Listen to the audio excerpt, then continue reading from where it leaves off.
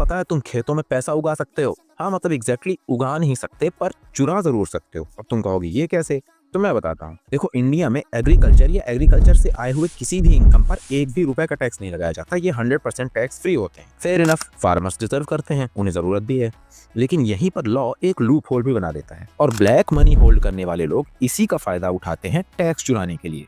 देखो बात सिंपल है, ब्लैक मनी लेकर के आओ, उसे एग्रीकल्चर की इनकम बताओ और उस पूरे पैसे को वाइट कर लो, क्योंकि टैक्स तो उस पर अब लगना नहीं है। एक बेनामी जमीन खरीदो, फेक क्रॉप प्रोडक्शन दिखाओ, 50-60 लाख रुपए का आलू उगा दो और बोल दो कि ये सारी इनकम फार्मिंग से आई है, तो इस पर तो टैक्स लगना नहीं चाहिए। अब इस पर गवर्नमेंट कुछ कर भी नहीं सकती, क्योंकि ये तो लॉ के हिसाब से बिल्कुल सही है। अब इस लॉ का फायदा जिन्हें मिलना चाहिए उन्हें मिलता नहीं है। देश का किसान तो 2 रोटी के लिए भी स्ट्रगल कर रहा है ना। इसका फायदा उठाते हैं बड़े लोग, पॉलिटिशियंस, बिजनेसमैन और बिजनेस फैमिलीज भी। तुम्हें क्या लगता है हर कोई फार्म हाउस क्यों बनवाता है? अपने नाम के पीछे बस फार्मर का टैग लगा के लाखों करोड़ों की टैक्स की चोरी की जा सकती है।